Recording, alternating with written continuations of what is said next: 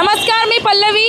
तेल्हारानंतर आम्ही अकोट येथे पोहोचलेले आहोत आणि नगर रणधुमाळीमार्फत तुमचे प्रश्न, तुमचे हक्क आणि तुमचे मत मांडण्याची तुम्हाला संधी आहे। सध्या मेन चौकात आम्ही इथे आहोत अकोट येथे आणि बरीच लोक जी आहेत ती आहेत। आपण त्यांच्या मनातील भावना जाणून घेणार आहोत की येणाऱ्या निवडणुकीसाठी त्यांना त्यांचा नगराध्यक्ष कसा हवा आहे। अकोट शहर स्वच्छच नाही आहे आणि कॉन्ट्रॅक्टच्या माध्यमातून या शहरामध्ये जे काही साफसफाई केली जाते ती अतिशय तुटपुंजी असते।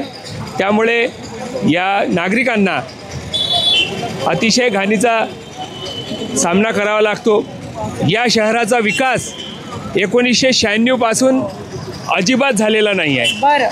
त्याचं कारण असं आहे की या शहरामध्ये ज्यावेळेस ॲक्ट्रा होते आणि शासनाने ज्यावेळेस ॲक्ट्रा बंद केला 1996च्या नंतर, त्या ठिकाणी जवळपास मागील 3 वर्षाचा ॲक्ट्राचा जो हिशोब असते त्याचा आढावा घेतला होता।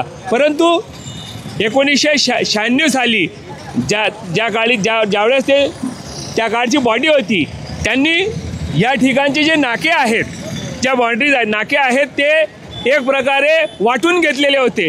त्यामुळे या शहराचा शासनाला जो मागील 3 वर्षाचा हिशोब द्यायला पाहिजे होता तो कमी दिला गेला।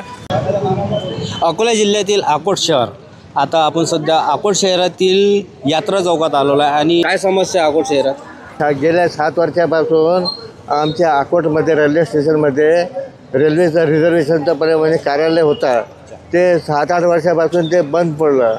लोकांना आपल्या रिझर्वेशनसाठी अकोल्याला जावं लागते, ते खर्च वाढतो, वेळ वाढतो, खर्च होतो। तर हे याचा पाठपुरावा लोकप्रतिनिधींनी करावा। वॉर्डचं आहे, शहर आहे, तसा विकास होतोय का? अकोट शहरात 17 प्रभाग असून या 17 प्रभागापैकी जवळपास 2 असे प्रभाग आहेत, 16 आणि 17। यात 70% रस्त्याचे काम कंप्लीट झालेले आहे। आता रस्ता म्हणजेच विकास नाही, शहरात रोजगाराच्या संधी उपलब्ध करण्यासाठी विविध उद्योग व्यवसाय चालू करणे आवश्यक आहे। मी पुढील नगरसेवकाला एवढंच विनंती करेल, जे नगरसेवक येतील त्यांनी विकासाच्या बरोबर रोजगाराच्या समस्येकडे जास्त लक्ष द्यावे। विकास तसं जर म्हणसाल तुम्ही तर फक्त नगरपालिकेच्या अवतीभोवतीचा आणि शिवाजी पुतळ्याचा जर एरिया पाहता आणि कोर्टाचा जर पाहता, एवढाच विकास आहे काय, हा मुद्दा महत्त्वाचा आहे। विकास म्हणसाल तुम्ही तर आता अकोट अकोला रोड आहे, अकोट अकोला रोडचे तुम्ही जर तसं म्हणसाल नगरपालिकेनं फक्त उड्डाणपुलापर्यंतच फक्त त्याची लाईटिंग लावली, त्याच्या पुढचे लाईट गेले कुठे? हा विकास आहे काय? विकास म्हणजे हा अकोटचा फक्त मेन रोडचाच विकास आहे काय? एवढंच माझं म्हणणं आहे। विकास कुठंच झालेला नाही। विकासाच्या नावाचा डंका करून तुम्ही लोकांचा विश्वासघात करता आणि त्यांच्या मतावर तुम्ही तुमची पोळी शेकता। माझं एवढंच म्हणणं आहे, विकास कोणताच झालेला नाही। अकोट शहरात सर्व भकास झालेला आहे, धुळीचं साम्राज्य आहे आणि इथं अकोटचं दुर्भाग्य असं की इथं आजपर्यंत जे जनता प्रतिनिधी आहेत, हे डॉक्टर ढोणेपासून गुलाबराव गावंडे तसेच प्रकाशभाऊ भारसाकडे इथं सर्व पाहुणे आले आणि इथं पाहुणेचाच विकास झाला। अकोटचा विकास 0 आहे। अकोला रोडवर पूल बांधला, त्याला 2 महिन्याच्या आतमध्ये गड्डे पडले। पूर्ण अकोटात धूळ आहे, ट्रॅफिकची कुठं व्यवस्था नाही। ट्रॅफिक पोलीस इथं तंग आलेले आहे, ट्रॅफिक कुठं वळायची, काय करायचं, कसं करायचं, कुठं सुव्यवस्था नाही। जिथं अतिक्रमण काढलं, कोणी नगरसेवक असेल त्यांच्या तिथं अतिक्रमण काढलं नाही, सामान्य जनतेचं अतिक्रमण काढलं गेलं। मोठमोठे लीडर, राजकारणी, दिग्गज त्यांच्या तिथं बिल्डिंगा उभ्या आहेत, तिथं अतिक्रमण काढलं गेलं नाही। गोरगरीब जनतेचे पानपट्टी, टपरी, पंचरवाला, पानटपरीवाला अशा लोकांचं अतिक्रमण काढलं।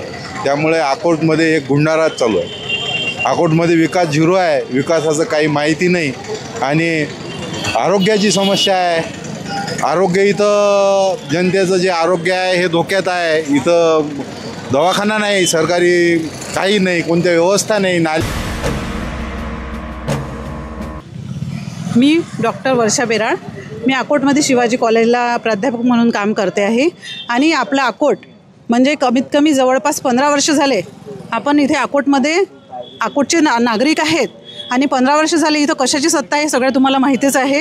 हे BJPची सत्ता आहे आणि महिलांच्या दृष्टीनं इथे सुरक्षितता तर नाहीच आहे, परंतु इतकी अस्वच्छता. त्यानंतर इथे जर तुम्ही विचार केला तर लेडीजसाठी एक टॉयलेटसुद्धा हे अकोटमध्ये नाही आहे. म्हणजे ही एक अकोटची शोधकांतिता आहे असं मला म्हणावंसं वाटतं. म्हणजे जर गर्दीच्या मोक्याच्या ठिकाणी लांबपर्यंत कुठेच ते तुम्हाला मिळणार आहे, कुठंच मिळणार नाही. आणि इथे असं आहे की इथे एखादं रेस्टॉरंट म्हणा किंवा काही म्हणा किंवा कोणाच्या घरी जरी जाऊन, म्हणजे लेडीजला असं आहे की जर कुठं जायचं असलं तर कोणाच्या तरी घरी जावं लागते. चौकात आम्ही आहोत आणि अकोटमध्ये अनेक प्रतिक्रिया आपण स्पष्ट बघितल्या की अकोटचा विकास झाला आहे खरोखर की भकासलेलं हे शहर आहे. अनेक समस्यांनी ग्रासलेलं हे शहर आहे आणि या येणाऱ्या निवडणुकीत यामध्ये परिवर्तन होणार का? तर सर आपल्याला काय वाटते, काय समस्या असतील अकोटमध्ये? अकोट शहरात सर्वात मोठी समस्या आहे आमदार प्रकाश भासाकडे. आता तुम्ही विचार की आमदार हे कसे काय समस्या असू शकतात? हे तर समस्या सोडवणारी व्यक्ती असते आमदार. बरोबर.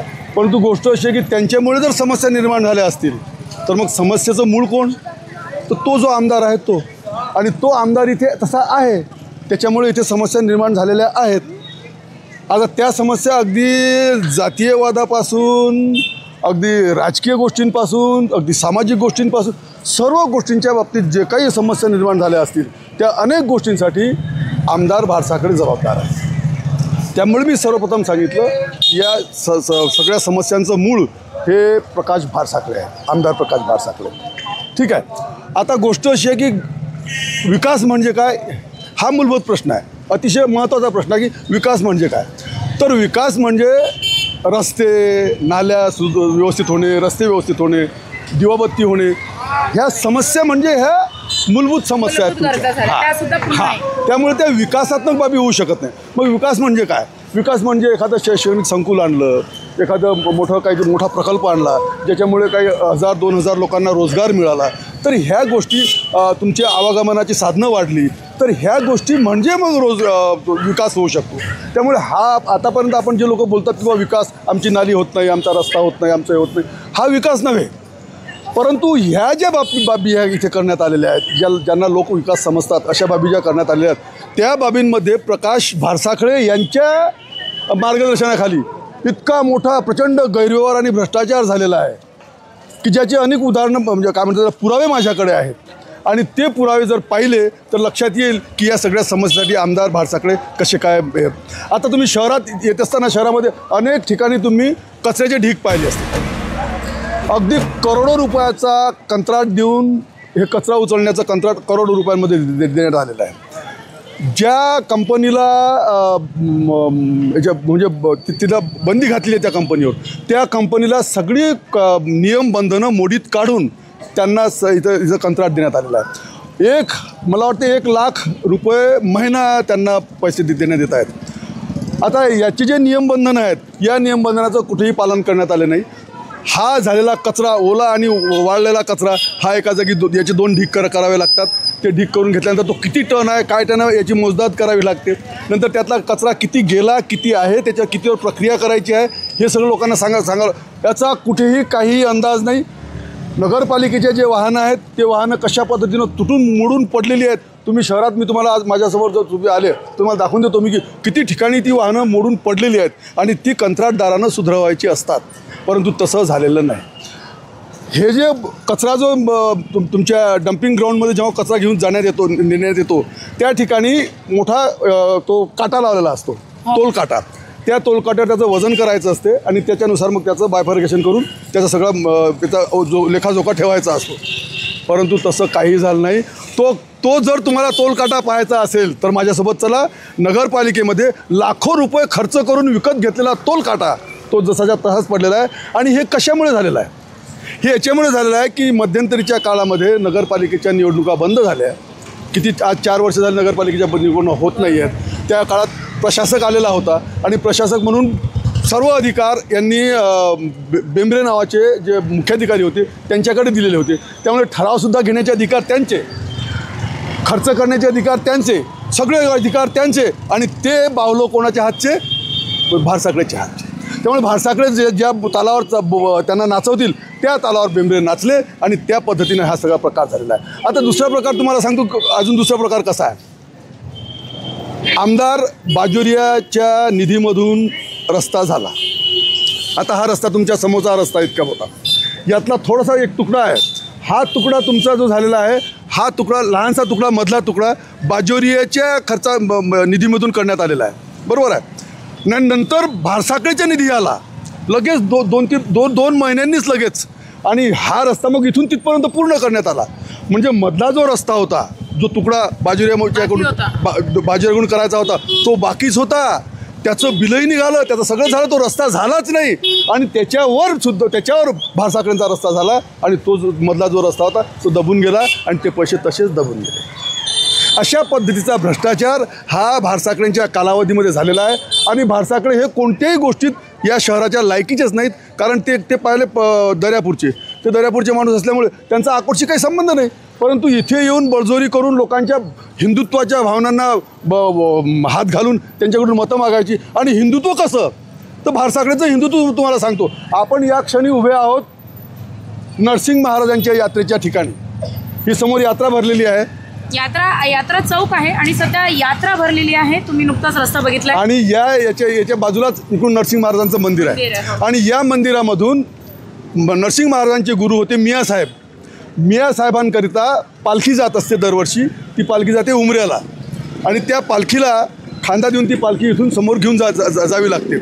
आणि हिंदुत्वाच्या नियमानुसार, हिंदू पद्धतीनुसार जेव्हा तुम्ही तुमच्या कोणत्या धार्मिक महामानवाच्या जेव्हा पालख्या उचलता, तेव्हा तुमच्या पायामध्ये पादत्राणं नसावीत. पायात चप्पल घालून तुम्ही कोणती गोष्ट करू शकत नाही, दर्शनसुद्धा करू शकत नाही. पायातली चप्पल काढून तुम्हाला करावं लागते. आणि आमदार भारसाकळे यांनी पालखी उचललेली आहे नरसिंग महाराजांची. त्यांच्या पायात पाका आहे. आणि हिंदुत्वाच्या गोष्टी हे करतात, लोकांना हिंदुत्वाच्या नावावर मूर्ख हे लोक बनवतात. आणि हे स्वतः नरसिंग महाराजांची पालखी पायात चपला घालून हे उचलतात. आणि याच्याबद्दल पेपरमध्ये सुद्धा आलेलं आहे, आणि सर्व लोकांना ठाऊक आहे. अशा पद्धतीने यांनी लोकांशी अतिशय प्रतारणा केलेली आहे. अशा पद्धतीने लोकांना मूर्ख बनवणं सुरू आहे. त्यामुळे आम्हाला आता असं वाटते की हा इथे बदल होणं अतिशय आवश्यक आहे. भारसाकळेंच्या हातातले बाहुले इथे आता नगराध्यक्ष नकोत. त्यांच्याजवळचे जे नगरसेवक आहेत, ज्या नगरसेवकांनी नगरपालिका अगदी पिळून खाल्लं. म्हणजे मी रोज नगरपालिकेत ह्याकरता जातो की भारसाकळेच्या लोकांनी नगरपालिका चोरून तर नेली नाही ना. अशी अवस्था, अशी परिस्थिती निर्माण झाली आहे. म्हणून मी रोज नगरपालिकेत जाऊन पाहतो की यांनी काय चोरून नेलं. आणि अकोट शहरात घातलेले जे इलेक्शन आहे महानगरपालिकेची, त्या संदर्भात आपण सामान्य नागरिकांची काय प्रतिक्रिया आहे त्यासमोर ते जाणून घेणार आहोत. सर आज ऐसा है कि कैसा है सर, हमको जगह ही नहीं है यहाँ फ्रूट बेचने के लिए, और यहाँ कैसा रोड छोटे होने की वजह से ट्रैफिक ज़्यादा होता, और कैसा फिर अधिकारी फिर हमको हटाते बार, और हमको कैसा पेट रोजी के हिसाब से कैसा हमको जगह होना और फ्रूट मार्केट जैसा ऐसा चले कि लोगों की समस्या ना हो और ट्रैफिक भी ना हो शहर के अंदर, वो हिसाब से कैसा हमको तकलीफ है जैसा. और हमको जैसा जगह एक जगह मिल गई, जगह अच्छा है ट्रैफिक के लिए भी, और कहता यहाँ के पुलिस वालों को भी तकलीफ ना होए और लोगों को भी तकलीफ ना होए. बऱ्याचशा काही गोष्टी व्हायच्या आहेत त्या होऊन राहिल्या. मध्ये असा नगर अध्यक्ष पाहिजे की तो पैसे खाणारा नाही पाहिजे, काम करणारा पाहिजे, आणि गरिबाची लेणी धानी घेणारा पाहिजे. पण म्हटलं जातं नगर निवडणुकीच्या बाबतीत, परंतु खरोखर तसा विकास अकोट शहरात आहे नाही. विकास म्हणजे फक्त ठेकेदार लोकांचा विकास आहे. एकच रस्ता 2 वेळा बनवायचा. पहिला रस्ता निकृष्ट बनवायचा, त्याचे बिलं काढायचे, त्याचे पैसे खायचे, सगळ्यांनी वाटून घ्यायचे, आणि परत तोच रस्ता सँक्शन करायचा. परत त्याच रस्त्यावर डागडुजी करून ते पैसे अलग काढायचे, आणि नंतर नवीन टेंडर करायचं ओपन, ते पण रस्त्यावर पैसे कमवायचे. सध्या मी अकोट शहराच्या अगदी मध्यवर्ती भागात आहे. माझ्या पाठीमागे तुम्ही ही रहदारी बघताय, गर्दी आहे. सोनू चौकात आम्ही सध्या आहोत, आणि याच बाजूला आपण दृश्य दाखवू शकता. रोडचं काम सुद्धा सुरू आहे, परंतु ते कधीपासून सुरू आहे, ते होईल का पूर्ण. त्यानंतर इथे आल्यानंतर तुम्हाला बऱ्याच ठिकाणी कचरा जो आहे त्याचा पण व्यवस्थापन अकोट शहरामध्ये होत नाहीये, अशा सुद्धा समस्या येत आहे. आणखी काय समस्या आहेत अकोटकरांच्या ते आपण जाणून घेऊया. क्या इस चुनाव आने वाले हैं अभी नगरपालिका के चुनाव आने वाले हैं जी, तो इसके लिए नगर विकास तो शुरू हो रहा है, लेकिन और बाकी है विकास अभी, वो भी होना चाहिए. नगर अध्यक्ष अच्छा है तो विकास हो भी जाएगा. रस्त्याचा प्रॉब्लेम सर्वात मोठा रस्त्याचा प्रॉब्लेम, आणि रस्त्याच्यामुळे काय होतात मॅडम, अपघात होतात लोकांचे. बरं, नगरपालिका निवडणूक आल्या आहेत, आपल्या अकोट शहराचा विकास झालाय का? इथे काही त्रास होतो का? विकास तर झाला नाही, पण व्हायला पाहिजे. विकास जसा पाहिजे तसा नाही आहे. आज आपल्याला विकासासाठी पूर्ण रोड मोकळा पाहिजे. रोड मोकळा झाल्यानंतर हे पूर्ण अतिक्रम जे मधाले ते पण हटायला पाहिजे. आणि अतिक्रम हटल्यानंतर हे जे फ्रूटवाले आहेत, त्या फ्रूटवाल्यासाठी पण एक अशी व्यवस्था झाली पाहिजे की जिथं त्यांना तकलीफ नाही झाली पाहिजे बार बार. त्यांचा रोजगार हा कंटिन्यू राहिला पाहिजे. आज या एका फ्रूटवाल्या दुकानावर 10-10 जणांचे पोट असतात, तर त्यांचं बी पोट भरल्या गेलं पाहिजे. आणि सर्वेचे आज जेवढे फ्रूट लाईन आज किती आहे, त्याला काय हकाला, इकडून हकाला, तिकडून हकाला, त्यांना हकालता नाही आलं पाहिजे. असं हे साईड आता हे बनलेली आहे. एवढं हे जे साईड बनली आहे, तर या साईडनं बी दोन्ही साईडनं फ्रूटचे दुकान लागले पाहिजेत. कुछ भी बदलाव नहीं है आकोट के अंदर, कुछ भी बदलाव कुछ भी नहीं। क्या समस्या आती है? समस्या ये है कि हमारे को रोजी रोटी के लिए हमको जगह ही नहीं है, हमको फुट पायरी पर रोड पर ही रहना पड़ता। मैडम यहाँ रोड पर रहे तो पुलिस वालों की तकलीफ अलग है, अगर लगा है तो फिर वो अतिक्रमण वालों की उठा ली कि हम तो जिंदगी भर हमारा ऐसे ही चलते रहे, उठाना और ये करना, उठाना लगाना, फिर बाद में रोड पे आए तो पुलिस वालों की तकलीफ अलग रहती। इसके लिए हमको कोई व्यवस्था होना मार्केट की। क्या आपको इसके लिए एक सोल्यूशन चाहिए? आपका अलग से व्यवस्था चाहिए? अलग से व्यवस्था चाहिए बोले तो हमको एक मार्केट बनाकर दे दो, सब्जी मार्केट, फ्रूट मार्केट। यहाँ आकोट में है ही नहीं, ये सब रोड पर ही धंधा करते, फुटपाथी पर ही धंधा करते। अशाच महत्त्वपूर्ण बातम्यांच्या अपडेटसाठी अजिंक्य भारत न्यूजच्या पेजला फॉलो करा आणि सबस्क्राईब करा. Thank you for watching.